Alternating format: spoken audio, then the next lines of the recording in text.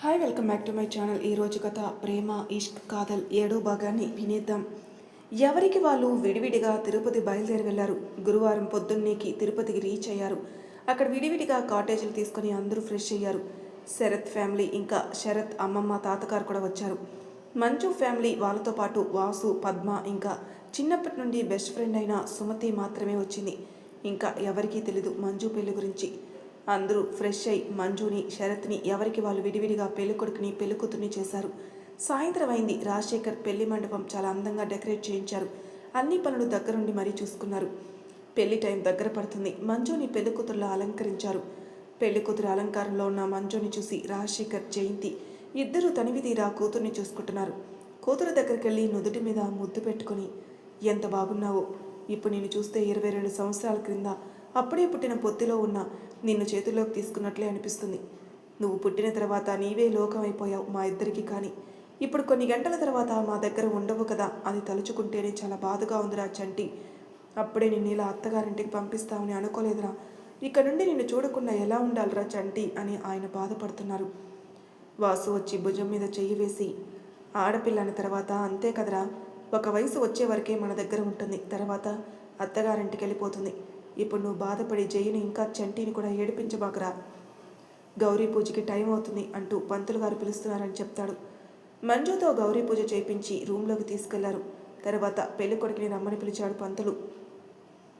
చెల్లి, తమ్ముడు వెంట రాగా పెళ్లి మండపంలోకి వస్తున్న శరత్ని చూసిన వాళ్ళ అందరికీ పాలసంద్రంలో శేషతల్పంపై పవలించే విష్ణుమూర్తి వైకుంఠం దిగి ఇక్కడికి వస్తున్నాడా అన్నట్లు ఉన్నాడు. పట్టు పంచలు, మెడలో కండువ, తలకి బాసికం, అందమైన మోము, చక్కని ఆరోగ్యకరమైన శరీరాకృతితో చూపు తిప్పుకొని రాకుండా ఉన్నాడు. నవ్వుతూ వచ్చి మండపంలో పెళ్లిపీట మీద కూర్చుని పంతులు గారు చెప్పింది చెప్పినట్టు చేస్తున్నాడు. శరత్ని చూసిన పద్మ అయితే, జయ, నిజంగా మంజు చాలా అదృష్టవంతురాలే, ఎంత అందంగా ఉన్నాడు, మంజుకి సరైన జోడి అసలు అని అంది. పెళ్లి కూతురిని తీసుకురమ్మని పంతులు చెప్పగానే పద్మ, జయ వెళ్ళి మంజుని తీసుకొస్తారు. మంజు కూడా ఏమీ తక్కువగా లేదు. గులాబీ రంగు పట్టు చీరలో చిరునవ్వే ఆభరణంగా ధరించిన మోము, నవ్వితే సొట్టలు పడే బుగ్గలు, కోనేరు లాంటి ముక్కుకి దిష్టి తగలకుండా ముక్కు పుడక, నుదుటిన బాసికం, పూల జడ, మెడలో ఆభరణాలు, కాళ్ళకి అందెలతో గల్లుగల్లుమని నడిచి వచ్చే లక్ష్మీదేవిలా ఉంది. మంజుని తీసుకుని వచ్చి శరత్ ముందు కూర్చోబెట్టారు. మధ్యలో అడ్డుతెర సూర్య ఇంకా అనిత పట్టుకునున్నారు. రాజశేఖర్, జయంతి ఇద్దరూ కలిసి విష్ణు స్వరూపమైన పెళ్ళికొడుకు కాలు కడిగి లక్ష్మీ స్వరూపమైన పెళ్ళికూతురి చేతిని పెళ్ళికొడుకు చేతిలో పెట్టి కన్యాదానం చేసి ఇద్దరూ కన్యాదాన ఫలాన్ని పొందారు. ముహూర్త సమయానికి ఇద్దరి చేత జీలకర్ర బెల్లం పెట్టించి అడ్డుతెర తొలగించారు. అడ్డుతెర తొలగగానే మంజు ఒక్కసారి తల ఎత్తి శరత్ వంక చూసింది. కానీ శరత్ అస్సలు మంజు వైపు చూడకుండా తల తిప్పి పక్కకు చూస్తున్నాడు. పెళ్లి పీటల మీద శరత్ను చూసిన సుమతికైతే ఫ్యూజులు ఎగిరిపోయాయి. ఏంటి, పెళ్లి కొడుకు శరత్ సారా? కానీ మంజు నాకేం చెప్పలేదు. ఎందుకు ఈ పెళ్లి గురించి కూడా ఎవరికీ చెప్పొద్దంది? కాలేజీకి కూడా ఎవరికీ తెలియకుండా ఉండాలని చెప్పింది. అసలు ఏమవుతుంది ఇక్కడ? అనిత మా జూనియరే కదా, ఇక్కడుంది ఏమిటి? అసలు ఏం అర్థం అవ్వట్లేదు. ఏమిటి అనేది మంజుని చెప్పాలి, తర్వాత తెలుసుకుందాం. ముందైతే పెళ్లి చూద్దామని పెళ్లి చూసే పనిలో పడింది. జీలకర్ర బెల్లం తర్వాత ఇద్దరిని పక్కపక్కన కూర్చోబెట్టి మిగతా తంతు జరిపించి తాళిబొట్టు శరత్ చేతికిచ్చాడు పంతులు. తాళిబొట్టు చేతిలో పట్టుకొని ఒక్కసారి కళ్ళు మూసుకొని, నాన్న, నన్ను క్షమించండి, మీకు ఇచ్చిన మాట పూర్తయ్యాను. తర్వాతనే నేను పెళ్లి చేసుకుందామని అనుకున్నాను. కానీ మంజు నాకే సవాలు విసిరినట్టు చేసింది. తప్పని పరిస్థితుల్లో ఈ పెళ్లి చేసుకుంటున్నానని కళ్ళు తెరిచి లక్ష్మి వైపు చూశాడు. లక్ష్మి గారు కట్టమన్నట్టు చూశారు. పైకి లెగిసి మంజు ముందుకొచ్చి తాళి పట్టుకుని ముందుకు వంగి మంజు మెడలో 3 ముళ్ళు వేసేస్తున్నాడు. తాళి కడుతున్న శరత్ని చూసి, నేను ఇప్పుడు ప్రేమించిన వాడే నా భర్త అవుతున్నాడని ఆనందపడాలో, లేక నా మీద ప్రేమ లేకుండా కేవలం నేను అవమానించాననే కారణం చేత నన్ను పెళ్లి చేసుకున్నందుకు బాధపడాలో నాకు అస్సలు అర్థం అవ్వట్లేదని బాధపడుతుంది. మంజు ఏమీ అనుకున్నా, శరత్ ఎలా అనుకున్నా పెళ్లి మటుకు ఆగకుండా పెళ్లి జరిగి మంజుష ఇప్పుడు మంజుష శరత్ చంద్రగా మారిపోయింది. అందరూ అక్షంతలు వేసి దీవించారు. తర్వాత జరగాల్సిన తలంబ్రాలు పోసుకునే కార్యక్రమం, బిందెలో ఉంగరాలు, సనికెళ్ళు తొక్కడం అన్నీ ఒకదాని వెంట ఒకటి అయిపోయినాయి. చివరగా అరుంధతి నక్షత్రాన్ని చూపించడానికి ఆడపడుచుని రమ్మని పిలుస్తారు. ఆడపడుచుగా అక్కడికొచ్చిన అనితాన్ని చూసి ఒక్కసారిగా ఆశ్చర్యపోయింది మంజు. ఏమిటి వదిన అలా ఆశ్చర్యపోతున్నావు? ఓ, నేను ఇక్కడేంటా అని. అవును అన్నట్టు తలూపింది మంజు. అనిత నవ్వుతూ అన్నయ్య పెళ్ళికి చెల్లి రాకుండా ఉంటుందా అంది. అంటే అనిత శరత్ గారి చెల్లిలా అని ఒక్కసారిగా షాక్ అయ్యారు మంజు ఇంకా సుమతి. శరత్ చెల్లిని అని చెప్పగానే తలెత్తి మండపంలో సూర్య పక్కన కూర్చున్న లక్ష్మీ గారి వైపు చూసింది మంజు. లక్ష్మీ గారిని చూసిన మంజు అంటే నాకు తెలియకుండానే నేను మా అత్తగారింటికి వెళ్ళానా అనుకుంది. అందరికీ అనిపించవచ్చు మంజు ఇప్పటి వరకు లక్ష్మిని చూడలేదా అని. అవును, మంజు చూడలేదు. ఎందుకంటే అత్తగారు జరిపించాల్సిన అన్ని తంతులు శరత్ అమ్మమ్మ గారే జరిపించారు. అరుంధతి నక్షత్రాన్ని చూసిన తర్వాత కొత్త జంట అందరి దగ్గర ఆశీర్వాదం తీసుకున్నారు. లక్ష్మి గారు తను అన్నట్టే చంద్రహారం మంజు మెడలో వేసి దీవించింది. శరత్ అమ్మమ్మ తాతయ్యలు ఇద్దరికి ఒక సైట్ పేపర్స్ ఇవ్వబోతుంటే శరత్ వద్దని చాలా సున్నితంగా తిరస్కరించాడు. శరత్ అలా చేయగానే వాళ్ళిద్దరికీ చాలా బాధ కలిగింది. కానీ ఆ బాధని బయటికి చూపించకుండా నవ్వుతూ దీవించారు. వాసు పద్మగారు ఇద్దరినీ కౌగిలించుకుని కలకాలం పిల్లాపాపలతో పచ్చగా ఉండాలని దీవించారు. వాసు గారు నవ్వుతూ నీకు ఏమీ గిఫ్ట్ ఇవ్వలేదని నా మీద కోపం వద్దురా చంటి. ఎందుకంటే మీ ఆయన ముందుగానే చాలా గట్టిగా చెప్పాడు, మీరు ఏమీ తీసుకొచ్చినా మేము తీసుకోలేదని మీరు బాధపడద్దని చెప్పాడు. అందుకే మేమేమీ ఇవ్వట్లేదు అని చాలా కామెడీగా అన్నాడు. వాసు గారు చెప్పినవికి అందరూ నవ్వేస్తారు. చివరిగా రాజశేఖర్ జయంతి దగ్గరకు వచ్చారు. రాజశేఖర్ జయంతిలకైతే కళ్ళని లాగట్లేదు. కాళ్ళకి దండం పెడదామని వంగబోతున్న మంజుని మధ్యలోనే ఆపి అమ్మ చంటి అని గుండెలకు హత్తుకుని చంటి పిల్లాడిలా ఏడుస్తున్నాడు రాజశేఖర్. ఆయన అలా చూసిన అక్కడున్న వాళ్ళందరికీ కూడా కళ్ళ వెంట నీళ్లు కారుతున్నాయి. వాసు వచ్చి ఒరే రాజా కంట్రోల్ చేసుకోరా ప్లీజ్ అన్నాడు. తర్వాత తమాయించుకొని ఇద్దరిని నవ్వుతూ దీవించారు. తర్వాత అప్పగింతలు జరిపి మంజు చేతిని శరత్ చేతిలో పెట్టి నా కూతురిని నీకు అప్పగిస్తున్నాను బాబు. తను చిన్నపిల్ల, ఏమన్నా తెలుసో తెలియకో తప్పు చేస్తే క్షమించి గుండెల్లో పెట్టుకోనాయన అన్నాడు. అలాగే మామయ్య గారు, మీరేమీ బాధపడకండి, నేను చాలా జాగ్రత్తగా చూసుకుంటాను. జాగ్రత్తగా అనే పదాన్ని ఒత్తి పలుకుతూ మంజు వైపు చూస్తూ అన్నాడు. పెళ్లి మొదలైన దగ్గర నుంచి మంజు శరత్ వంక చూస్తుందో కానీ శరత్ ఒక్కసారి కూడా మంజు వైపు చూడలేదు. కానీ ఇప్పుడు మంజు వైపు చూస్తూ అతను చెప్పే మాటలు మంజుకు ఏదో అర్థాన్ని చూపిస్తున్నట్టున్నాయి. అంటే శరత్ నన్ను పెళ్లి చేసుకుంది రివెంజ్ తీర్చడానికా అని ఒక క్షణం అనుకుంటూ తన ఆలోచనలో అతను ఉంటే ఇక్కడ ఉండి మంజుతో అంత తేలిక కాదు అనుకుంటుంది. శరత్ కుటుంబానికి మొత్తానికి మంజుని అప్పగించి శరత్ కాటేజ్కి పంపారు.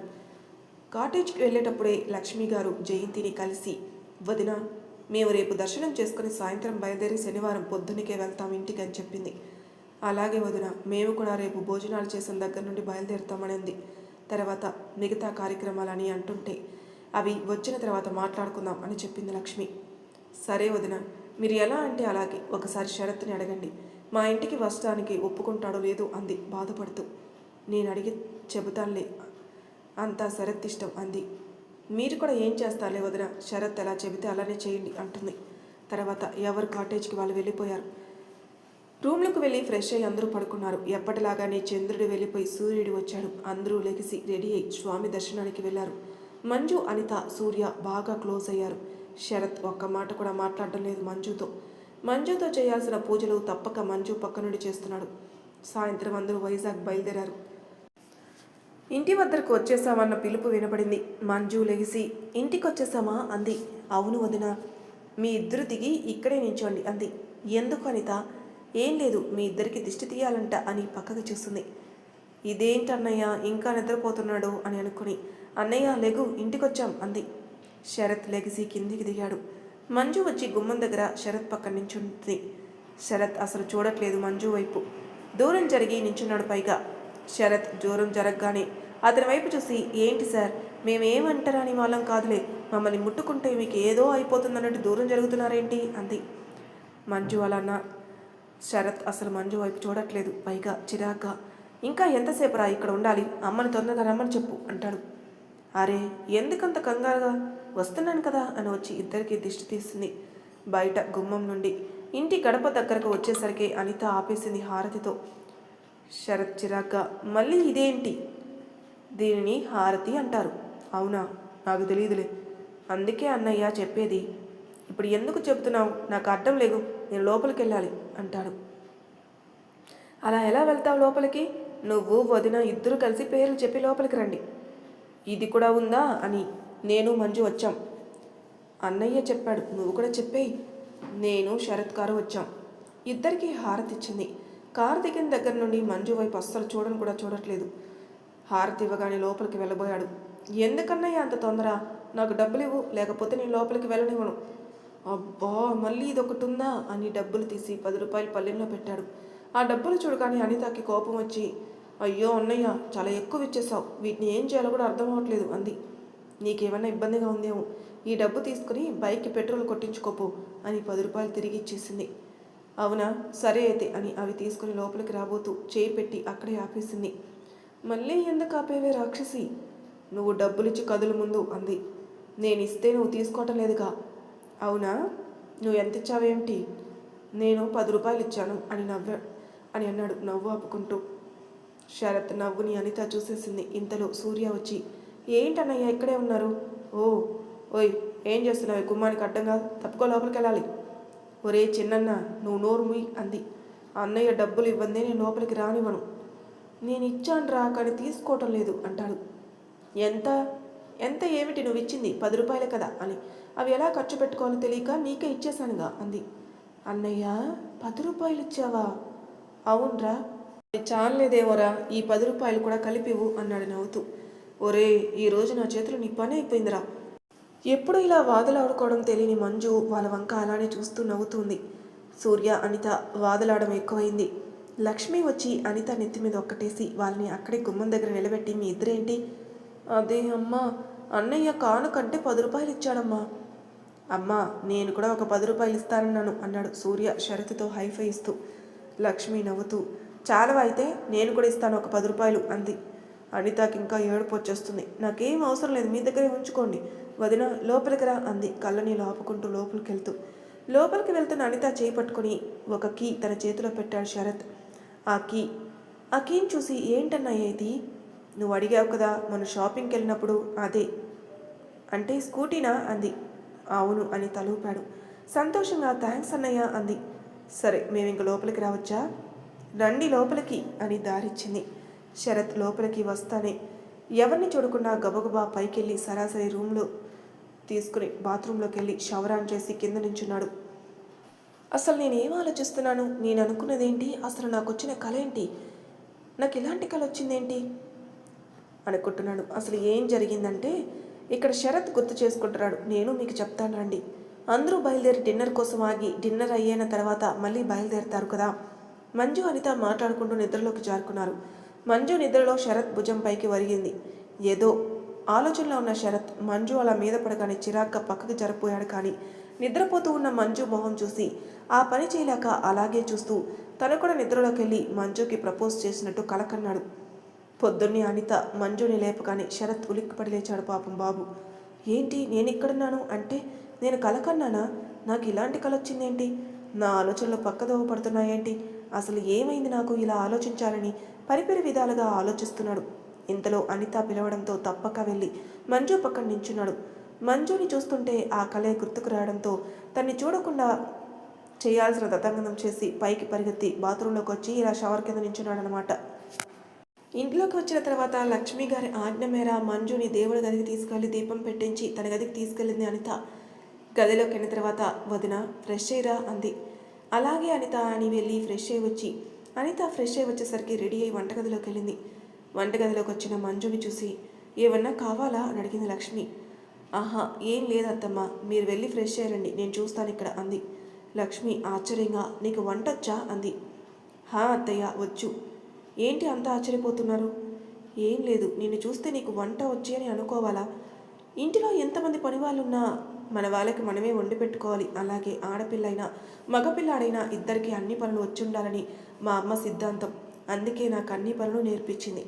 ఎన్ని పనులున్నా రాత్రిపూట మటుకు అందరూ కలిసి తినాలంది నవ్వుతూ. అవునా, సరే అయితే ముందు కాఫీ నేను పెడతాను, నువ్వేదైనా స్వీట్ చేసి టిఫిన్ ప్రిపేర్ చేయి అంది. అలాగే అత్తయ్య. ఇంతలో శరత్ తప్ప అందరూ ఫ్రెష్ అయి వచ్చారు. అందరికీ కాఫీ ఇచ్చి శరత్ని పిలిచింది.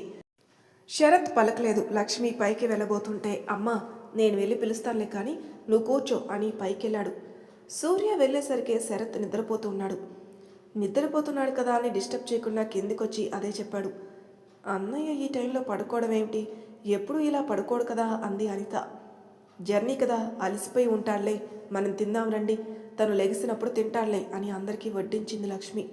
టిఫిన్ తింటూ, అమ్మ ఈరోజు టిఫిన్ ఏంటి తేడాగా ఉంది, కర్రీ నువ్వు చేసినట్లేదు అంది అనిత. ఏంటి ఎప్పుడు వంకలు పెట్టడమేనా, ఈరోజు టిఫిన్ బాగుంటే అలా అంటావేంటి అంటాడు సూర్య. అది కాదు చిన్నన్నయ్య, కూర తేడాగా ఉంది అందుకే. ఇంతలో ఈరోజు టిఫిన్ నేను చేయలేదు అంటుంది లక్ష్మి. మరి ఎవరు చేశారమ్మా? అమ్మమ్మ గాని చేసిందా? అమ్మమ్మ కాదే, మీ వదిన చేసింది. ఆ మాట వినగానే తినబోతున్న అనిత ఒక్కసారిగా, ఏంటి టిఫిన్ వదిన చేసిందా? అవునరా, ఎందుకంత ఆశ్చర్యంగా అడుగుతున్నావు? వదిన వంట చేసిందంటే నమ్మబుద్ధి కావడలేదు, వదిన్ని చూస్తే వంట వచ్చినట్టు అనిపించదు కదా అని ఇంకా ఏదో అనబోతూ ఉండగా నెత్తి మీద టపీమని ఒక మొట్టికాయ పడింది. తల మీద చేపెట్టుకుని రుద్దుకుంటూ, అబ్బా ఏంట్రా ఇలా కొట్టావు, నేను ఇప్పుడు ఏం చేశాను? ఈ ప్రపంచంలో నీకు వంట రాదని ఇంకా ఎవరికి రాదనుకున్నావా? నీలాగే అందరూ తినడానికే ఉన్నారనుకున్నావా? ఏంట్రా అలా అంటావు అన్నయ్య? మరేమనాలి? అన్నయ్య నీకెన్నిసార్లు చెప్పాడు వంట నేర్చుకోమని. రేపు నువ్వు కూడా ఒక ఇంటికి వెళ్ళిన తర్వాత వంట చేయాలి కదా. వంట వచ్చి ఉంటే వదినలా చేయొచ్చు. అయినా ఇవన్నీ నీకు ఎక్కువలే. అన్నయ్య నీకు పనిష్మెంట్ ఇచ్చాడు కాబట్టి రాత్రిపూట అమ్మతో చేయిస్తూ నువ్వు చేస్తున్నట్టు బిల్డప్ ఇస్తున్నావు కదా. అంటే నీకు తెలుసా నేను చేయటం లేదని? నాకే కాదు అన్నయ్యకి కూడా తెలుసు. ఏంటి అన్నయ్యకి కూడా తెలుసా అని ఒక్కసారిగా అన్నది. నీ వంట ఎలా ఉంటుందో అమ్మ వంట ఎలా ఉంటుందో ఆ మాత్రం తెలీదా అని మంజుతో, వదిన మీ వంట చాలా బాగుంది అంటాడు. సూర్య ఆ మాట చెప్పినా మంజు ఏమీ మాట్లాడకపోయేసరికి అందరూ మంజు వైపే చూస్తారు. మంజు ఇక్కడ ఉన్నా ఎక్కడో ఆలోచిస్తుంది. లక్ష్మి గారు మంజుని కదిపి, ఏమైంది అలా ఉన్నావు అన్నారు. ఏం లేదు అత్తయ్య, నేను బాగానే ఉన్నాను. ఏంటి వదిన నువ్వు ఇక్కడున్నావు కానీ మనసు ఎక్కడో ఉన్నట్టుంది ఏంటి? ఏంటి సంగతి? మా అన్నయ్య కోసమా? అదేం లేదనిత. కాదు మంజు, ఏం ఆలోచిస్తున్నావు చెప్పు అంటారు లక్ష్మి గారు. అది అత్తయ్య అని చెప్పేలోపే మంజు ఆలోచన తెలిసిందల్లా హాల్లో ఉన్న ఫోన్ మోగుతుంది. సూర్య వల్లి ఫోన్ ఎత్తాడు. అవతల వైపు నుండి రాజశేఖర్ గారు మాట్లాడుతున్నారు. మామయ్య గారు చెప్పండి, నేను సూర్యని. వదిన ఇక్కడే ఉంది, ఒక్క నిమిషం వదినకి ఇస్తున్నాను ఫోను. వదిన నీకే ఫోను. మంజు వెళ్ళి ఫోన్ తీసుకుంటుంది. హలో అని మాట రావట్లేదు బయటకి. చండి ఎలా ఉన్నావురా? నేను బాగున్నాను నాన్న, మీరు అమ్మ ఎలా ఉన్నారు? టిఫిన్ చేశారా? ఇప్పుడే డైనింగ్ టేబుల్ దగ్గరకు వెళ్తూ నీకు ఫోన్ చేశానురా, మీది అయిందా టిఫను? ఇప్పుడే తింటున్నాం నాన్న.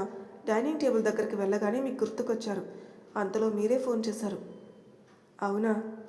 నేను నీ ఫోన్కి చేశానురా, కానీ లిఫ్ట్ చేయలేదు నువ్వు, అందుకే ఈ ఫోన్కి చేశాను. నా ఫోన్ రూమ్లో ఉంది నాన్న. అమ్మ ఏం చేస్తుంది? ఇదిగో ఇస్తున్నాను చంటి. అమ్మా ఎలా ఉన్నావు? ఏం చేస్తున్నావు? నేను బాగున్నాను చంటి, నువ్వెలా ఉన్నావు? నేను బాగున్నాను. మీరు ఎప్పుడు వస్తారమ్మా ఇక్కడికి? ఆ విషయం మాట్లాడడానికే ఫోన్ చేశాను, ఒకసారి వదిన గారికి ఇవ్వు. అత్తయ్య మీతో అమ్మ మాట్లాడుతుందంట. వస్తున్నాను మంజు. చెప్పండి వదిన, అది మేము మధ్యాహ్నం వద్దామని అనుకుంటున్నాం, అదే తర్వాత వాటి గురించి మాట్లాడడానికి. రండి వదిన, లంచ్కి వచ్చేయండి, పెద్దవాళ్ళు కూడా ఉన్నారు. నేను ఆల్రెడీ పంతులు గారితో మాట్లాడాను, మీరు వస్తే అన్ని వివరంగా మాట్లాడుకుందాం. సరే వదిన, ఒకసారి మంజుకి ఇస్తారా? అలాగే. చెప్పమ్మా. మేము మధ్యాహ్నం వస్తున్నాం, నీకు ఇక్కడ నుండి దేవాశ్రయం ఏమన్నా ఉన్నాయా? అమ్మా నా బుక్స్ తీసుకురా, మండే నుంచి కాలేజీకి వెళ్ళాలి కదా. సరే అయితే ఉంటాను. మంజు సంతోషంగా టేబుల్ దగ్గరికి వస్తుంది. అందరూ మంజుని అలాగే చూస్తూ ఉన్నారు. ఏమైంది అనిత, నా మొహం మీద ఏమన్నా ఉందా అని తడుముకుంది. ఏమీ లేదు, తమరిందాక ఎక్కడో ఉంటే ఇంకా మా అన్నయ్య కనబట్లేదని ఫీల్ అవుతున్నారేమో అనుకున్నాను, కానీ నువ్వు మీ అమ్మా నాన్న గురించి ఆలోచిస్తూ ఉన్నావా అంది అనిత. అనిత అలా మాట్లాడగానే లక్ష్మి గారు, హే అనిత, అలా మాట్లాడ మాకు, నీకు ఇప్పుడు తెలీదు, రేపు నీకు పెళ్ళి అత్తగారింటికి వెళ్తావు కదా, అప్పుడు తెలుస్తుంది మంజు ఇప్పుడు పడిన బాధ. లక్ష్మి గారు ఆ మాట అనగానే మంజు కళ్ళలో నీళ్ళు తిరిగాయి. మంజుని అలా చూసిన అనిత, సారీ వదిన, నేను జోక్ చేశాను. అయ్యో అనిత అదేం లేదు, ఎప్పుడూ అమ్మ వాళ్ళని వదిలిపెట్టి నేను ఉండలేదు, అందుకే కొంచెం ఫీల్ అయ్యాను. అక్కడ వాతావరణాన్ని అందరినీ నవ్వించాలని సూర్య కల్పించుకుంటూ, వదిన నువ్వు టిఫిన్ బాగా చేసావు, చాలా బాగుంది, నాకైతే నచ్చింది కానీ మీ అత్తమ్మగుడికి నచ్చలేదంట. ఆ అమ్మ చేసిందేమో అని నీ టిఫిన్ని తిట్టింది తెలుసా? సూర్య అన్నది ఒక్క నిమిషం వరకు ఎవరికి 1% కూడా అర్థం అవ్వలేదు. అర్థం అవ్వగానే ఒక్కసారిగా నవ్వేశారు. మంజు నవ్వుతూ, ఏంటి అర్థం మగుడు గారా? మీకు నచ్చలేదా? పోనీ మీరు చేసి పెట్టండి, నేను తిని పెడతా అంటుంది. అది ఎక్కడ చేస్తుంది వదిన? దానికి అసలు వంటే రాదు. తినటం అయితే బాగా వచ్చు. దీనికి వంట రావాలని అన్నయ్య 1 మంత్ నైట్ డిన్నర్ ప్రిపేర్ చేయమంటే ఇది చేయకుండా అమ్మతో చేపిస్తుంది. ఇంతలో సూర్య నెత్తి మీద ఒక్కటి బొడిపి కట్టింది. అబ్బా రాక్షసి, ఎందుకు కొట్టావే నన్ను? మరి లేకపోతే నా పరువంతా తీస్తున్నావు కదా. అవును మరి, నీకు ఒక పరువు ఉంది, అది నువ్వే చెప్పాలి మరి అంటాడు. అమ్మా, అన్నయ్య చూడు ఎలా ఏడిపిస్తున్నాడు. అమ్మా, నేను ఉన్నదే కదా అన్నది, నీకు ఇలా కాదే. ఒకసారి మళ్ళీ అన్నయ్య చేతిలో బుక్ అయితే అప్పుడుంటుంది. ఇదే నీకు నా శాపం. త్వరలోనే అన్నయ్య చేతిలో బుక్ అవుగాక. అనిత ఏడుపు మొహం పెట్టి, అమ్మా చూడమ్మా ఎలా అంటున్నాడో. మరి లేకపోతే ఏమిటి? నీకెన్నిసార్లు చెప్పాలి అమ్మకి హెల్ప్ చేయమని? అబ్బబ్బా ఆపండ్రా మీ గోల, ఎప్పుడు చూడు గొడవ పడుతూనే ఉంటారు. మంజు నవ్వుతూ, సూర్య ఎందుకలా ఏడిపిస్తున్నావు? చూస్తూ ఉండు, అనిత కూడా బాగా వంట నేర్చుకుంటుంది. అనిత, నువ్వేం ఫీల్ అవ్వు, మాకు నేను నేర్పిస్తాను కదా నీకు, ఓకేనా అంటుంది. సరే వదిన అని సూర్య వైపుకి తిరిగి నాలుక బయట పెట్టి వెవ్వె అని వెక్కిరిస్తోంది. వదినా, ఇది తూచ్. నువ్వు నాకు ప్రామిస్ చేసావు నా పార్టీ అని, మరి ఇప్పుడు ఈ రాక్షస్ సైడ్ మాట్లాడుతున్నావేంటి? అయ్యో మరిది గారు, నేను మీ సైడే అండి. ఏదో ఎప్పుడన్నా అలా అనితకు సపోర్ట్ ఇవ్వకపోతే అమ్మో ఎలా, అసలే అర్ధమగుడు, నేను తనకు సపోర్ట్ ఇవ్వట్లేదని నన్ను టార్చర్ పెడుతుందేమో అని నవ్వుతూ సూర్యకి హైఫై ఇస్తుంది. సూర్య కూడా నవ్వుతాడు. మంజు అన్నది అర్థమైన అనిత, వదిన నువ్వు కూడా నా చిన్నన్నతో కలిసి నన్ను ఏడిపిస్తున్నావు కదా, నీ పని చెప్తా నాగు అని మంజు దగ్గరికి వచ్చేలోపే గ్లాసులో ఉన్న నీళ్లు కొన్ని చేతిలోకి తీసుకొని అనిత మీద జల్లి నవ్వుతూ గార్డెన్లోకి పరిగెడుతుంది. మంజు అలా చేస్తుందని తెలియక ఒక్క నిమిషం షాక్ అయి వెంటనే తేరుకుని మంజు వెనక పడుతుంది. అనితకి దొరకకుండా గట్టిగా నవ్వుతూ గార్డెన్లో తిరుగుతుంది మంజు. వీళ్ళ అల్లరికి మెలకు వచ్చి లెగిసి ఏమిటి గోలా అని అనుకుంటూ బాల్కనీలోకి వచ్చి కిందికి చూస్తాడు.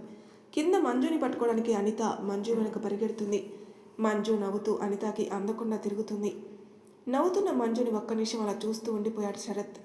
మళ్ళీ వెంటనే తేరుకుని, ఒరే శరత్, నువ్వెందుకు పెళ్లి చేసుకున్నావు? ఇప్పుడు నువ్వేం చేస్తున్నావు అని అనుకుని ఒక్కసారి తల వదిలించి రూమ్లోకి వచ్చి బైక్ కీ తీసుకుని బయటికి వెళ్ళడానికి కిందికి వస్తాడు. కింద హాల్లోని లక్ష్మి గారు శరత్ అమ్మమ్మ తాతయ్యలతో మాట్లాడుతూ ఉంది. బయటికి వెళ్ళబోతున్న శరత్ని చూసి, చంద్ర టిఫిన్ చేద్దు కానిరా అంది. అమ్మ నాకు ఆకలి కాలేదు, నాకు పని ఉండి బయటికి వెళ్తున్నాను అన్నాడు. కొంచెం తినేసి వెళ్ళరా. నాకొద్దమ్మా. సరే అయితే లంచ్కి వచ్చే, రాజశేఖర్ గారు వాళ్ళు వస్తున్నారు, నువ్వు ఉంటే బాగుంటుంది. అమ్మ వాళ్ళు వచ్చేది మంజు కోసం, నా కోసం కాదు కదా, మరి ఇంకా నేనెందుకు? నేను సాయంత్రం వస్తాను ఇంటికి. ఏంట్రా అలా మాట్లాడతావు? అమ్మ ఇంకా ఆ విషయం గురించి వదిలేయండి. లక్ష్మి గారు ఇంకేమీ మాట్లాడలేక, సరే అయితే సాయంత్రం తొందరగా రా, పూజ ఉంది ఇంట్లో. అమ్మ ఏమన్నా పూజలు ఉంటే మీరు చూసుకోండి, నన్ను విసిగించొద్దు, నాకు పని ఉంది, వచ్చేసరికి రాత్రి అవుతుంది అని చెప్పి ఇంకో మాటకి అవకాశం ఇవ్వకుండా వెళ్ళిపోయాడు బయటికి. ఏంటో పెద్దమ్మ ఇలా ఎందుకు ప్రవర్తిస్తున్నాడో నాకు అస్సలు అర్థం అవ్వట్లేదు. ఎప్పుడు ఇలా లేదు, ఏమైందో తెలీదు. ఉన్నట్టుండి రాజశేఖర్ గారు వస్తున్నారు, వాళ్ళ అమ్మాయిని పెళ్లి చేసుకుంటానని, పెళ్లి కూడా 5 రోజుల్లో జరగాలని, అది కూడా రిజిస్టర్ మ్యారేజ్ అని చెప్పాడు. వాళ్ళు వచ్చిన తర్వాత అన్నయ్య వాళ్ళ మొహాలు చూస్తే వాళ్ళకు కూడా ఈ పెళ్లి ఇష్టం లేదని అనిపించింది. నేనే ఎలాగోలా బ్రతిమలాడి తిరుపతిలో పెళ్ళి అంటే ఒప్పుకున్నాడు. కట్నం తీసుకోవడం ఇష్టం లేదంటే అది మంచి విషయమే, కానీ మంచు కట్టుబట్టలతో రావాలంటే వాళ్ళు ఎంత బాధపడతారు. వాళ్ళకు ఉంది ఒకటే పిల్ల కదా, వాళ్ళకి ముద్దు ముచ్చట్లు ఉంటాయి కదా. వీడికి అసలు ఏమైందో కూడా అర్థం అవ్వట్లేదు. ఇంకా ఈ విషయాలన్నీ పిల్లలకి తెలియవు కాబట్టి సరిపోయింది. అంతలో అనిత వాళ్ళ మాటలు వినిపించి మాట్లాడడం మానేశారు లక్ష్మి గారు. పిల్లలు లోనికి వచ్చిన తర్వాత, మంజు అత్తయ్య వంట నేను చేస్తాను, మీరు నాయనమ్మ వాళ్ళతో మాట్లాడలండి. అయ్యో మంజు, పొద్దున టిఫిన్ అంటే ఓకే, ఇప్పుడు నేను చేస్తానులే, నువ్వు కొంచెంసేపు వెళ్ళి రెస్ట్ తీసుకో, రేపు మళ్ళీ షాపింగ్కి వెళ్ళాలి. రేపు షాపింగ్కి ఎందుకమ్మా? అదే వదినొచ్చిన తర్వాత వదినికి నచ్చిన డ్రెస్సులు తీసుకోవాలనుకున్నాం కదా, కాలేజీకి వేసుకుని వెళ్ళడానికి కావాలి కదా, అందుకు. అయ్యో అత్తయ్య, నాకెందుకు డ్రెస్సులు? ఇప్పుడు ఆల్రెడీ నా దగ్గర ఉన్నాయి కదా, ఇప్పుడు అమ్మ వాళ్ళు వస్తే తీసుకుని వస్తారు. అనిత, సూర్య మీరు లోపలికి వెళ్ళి మీ పనులు చూసుకోండి. వాళ్ళిద్దరూ వెళ్ళిన తర్వాత మీ అమ్మ వాళ్ళు తీసుకురారు మంజు. ఏ ఎందుకు అత్తయ్య? నా డ్రెస్సులు ఉన్నాయి కదా, మళ్ళీ కొంత ఎందుకు కొనటం? ఎందుకంటే ఏం చెప్పను, చంద్ర వద్దన్నాడు. సార్ వద్దనటం ఏంటి అత్తయ్య? అయితే నీకు జరిగింది ఏమీ తెలియదన్నమాట అని శరత్ వచ్చి పెళ్లి గురించి చెప్పడం రాజశేఖర్ గారికి పెట్టిన షరతుల గురించి చెప్తుంది. అసలు ఎందుకు ఇలా చేస్తున్నాడో అర్థం అవ్వట్లేదు అమ్మ అను బాధపడుతుంది. అంటే శరత్ నన్ను ఇష్టంతో కాదన్నమాట చేసుకుంది, నా మీద రివెంజ్ కోసమే అనుకుంటా. సరే, మనం కూడా రెడీగానే ఉందాం, ఏం చేస్తాడో చూద్దాం. అవునా అత్తయ్య, మీరెందుకు బాధపడతారు? నాన్నగారు ఒప్పుకున్నారంటే నేను ఇంకా ఏమీ మాట్లాడను అత్తయ్య, రేపు వెళ్దాంలే షాపింగ్కి అంది. మంజు చెప్పిన దానికి లక్ష్మి గారికి ఏం మాట్లాడాలో అర్థం అవ్వలేదు. తల మీద చేయి వేసి నిమిరింది. తర్వాత లక్ష్మి గారు వంట పని పూర్తి చేసే టైంకి జయంతి వాళ్ళు వచ్చారు. బయట కార్ సౌండ్ విని పరిగెత్తుతూ నాన్న అంటూ ఎదురెళ్ళింది.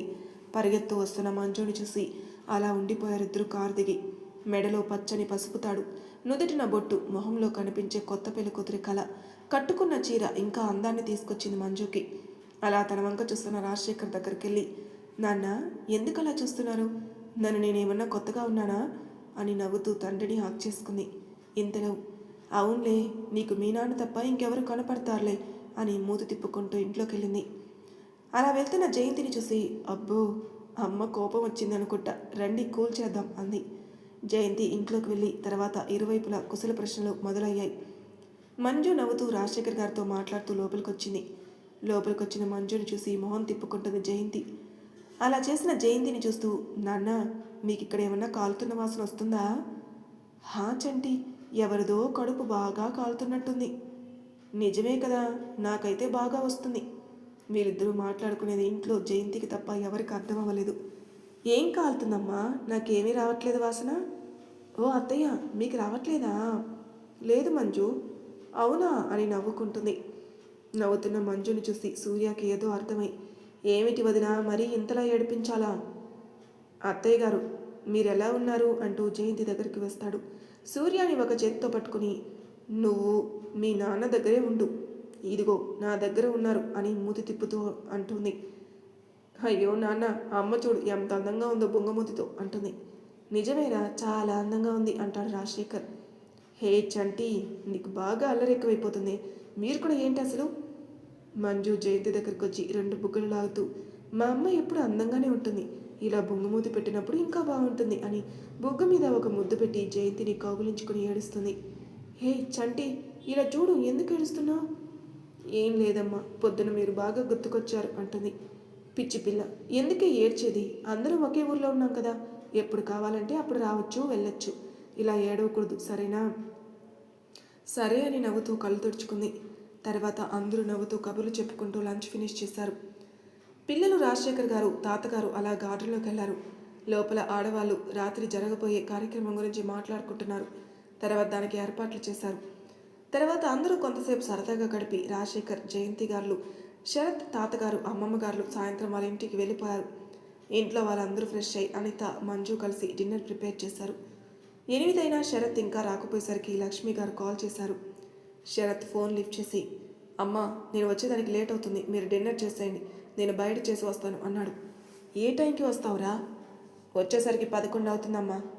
సరే, 10 గంటలకి ఇంటికి వచ్చేటట్టు చూడు అని ఫోన్ పెట్టేస్తుంది. తర్వాత అందరూ డిన్నర్ చేశారు. అనిత, సూర్య రూమ్కి వెళ్ళిపోయారు. వంటగదిలో లక్ష్మి గారికి హెల్ప్ చేస్తుంది మంజు. పని అయిపోయిన తర్వాత అనిత రూమ్కి వెళ్ళబోతున్న మంజుని పిలిచింది. అమ్మ మంజు, ఫ్రెష్ అయి స్నానం, సాయంత్రం పెద్దమ్మ ఇచ్చిన చీర కట్టుకుని ఒకసారి దేవుడి గదికి రమ్మా అని చెప్పింది. అలాగే అత్తయ్య అని రూమ్కి వెళ్ళింది. మంజు వెళ్ళేసరికి అనిత పడుకొనుంది.